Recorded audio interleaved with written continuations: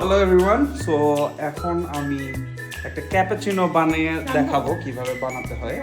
So first step হচ্ছে তোমার fresh beans লাগবে, যেটা হোল বিনস। আমি এটা কস্কো থেকে নিয়েছি, হোল বিনস ফ্রেশলি রোস্টেড।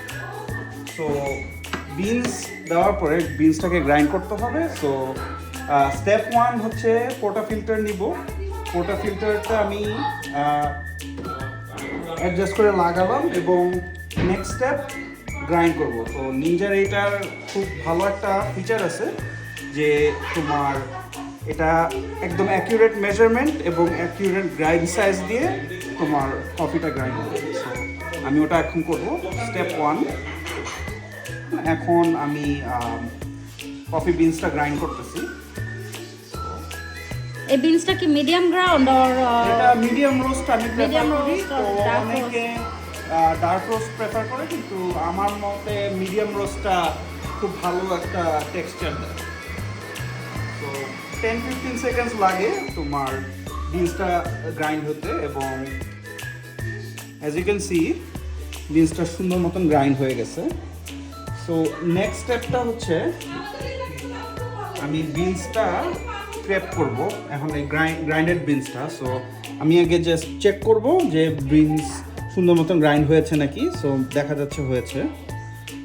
এবং তারপরের স্টেপটা হচ্ছে কফিটা এখন ট্যাম্প করব।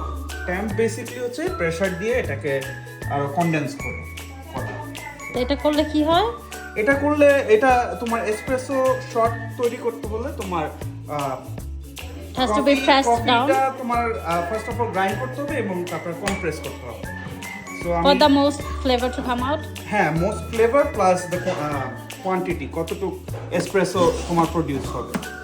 সো এখানে আমি as you can see compressed হয়ে গেছে। তো থার্ড স্টেপ হচ্ছে ফিল্টার লাগবে।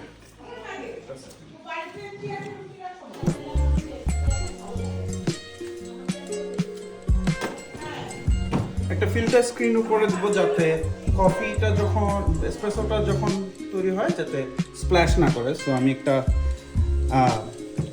ফিল্টার স্ক্রিন ইনস্টল করলাম এবং এখন এসপ্রেসো শট তৈরি করার জন্য রেডি হয়ে গেলাম। সো আমি শটটা যখন তৈরি করব আমি এখানে ডিফারেন্ট ফ্লেভার দিতে পারি। তো আমি সল্টেড কারামেল ফ্লেভার দিলাম, ডবল শট, এবং হালকা ব্রাউন সুগার অ্যাড করে দেব। সুগারটা আপনার প্রেফারেন্স অনুযায়ী যতটুকু দিবেন। আমি 1.5 স্পুন বা 2 স্পুন দিয়ে দিলাম।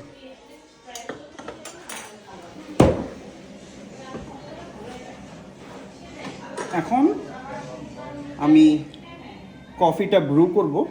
সো ইন জেনারেল আমি এখন ধরো ব্রু যদি করি অ্যাপ্রক্সিমেটলি 1.5 আউন্সের মতন হবে। তো আমি এখন দেখাচ্ছি কীভাবে ব্রু হবে। এবং এটা ব্রু হওয়ার পাশাপাশি আমি মিল্কটা ফ্রথ করার জন্য রেডি করতেছি। So this is the frother machine. So আমি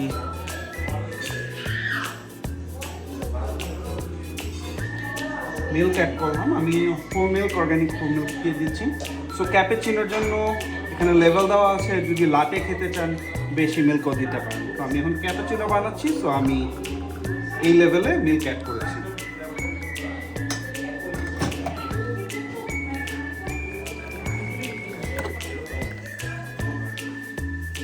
Oh, that smells really good. So আপনি অলমোস্ট 1.5 আউন্স এসপ্রেসো শট তৈরি হয়ে গেছে। এবং কফি বিনসের উপর কোয়ালিটির উপর ডিপেন্ড করবে যে আপনার উপরে একটা ফোমি যে লেয়ারটা, এটাকে বলে ক্রেমা, এই ক্রেমাটা আপনার তৈরি হয়ে গেছে।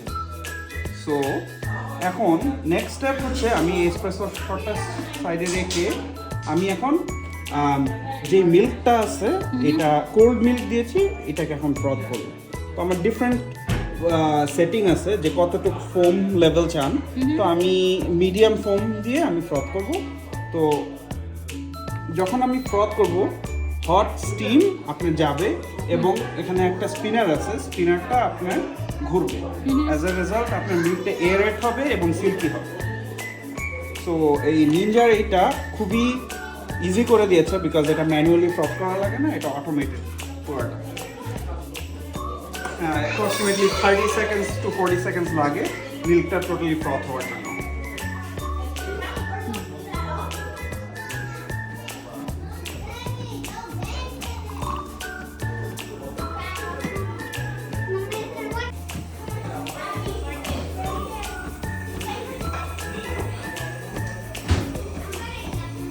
এগুলো সব অপশনস কি কি? ফ্ল্যাট হোয়াইট কোনটার জন্য কেমন froth লাগবে? হট চকলেট দারুণ হয়, কারণ মিল্কটা একদম ফোমি হয়ে বেরোয়, তো তুমি হট চকলেটের মিল্ক দিয়ে জাস্ট ফ্রথ করলে হয়ে যাবে, খুব ভালো। খুবই সিল্কি স্মুথ হয়। হ্যাঁ, খুবই ভালো হবে। এবং একটা জিনিস লাগবে দাদা, সো আমার মিল্কটা ফ্রথ হয়ে গেছে। সো আমি একটু ফ্রথারটা হালকা ক্লিন করে দিলাম এবং অ্যাজ ইউ ক্যান সি মিল্কটা একদম সিল্কি হয়ে গেছে। সো আপনি একটু স্টপ করতে হবে যাতে ফোম আর মিল্কটা একটু মিক্স হয়ে যায় এবং একটু ফ্লোর করতে হবে। Next step,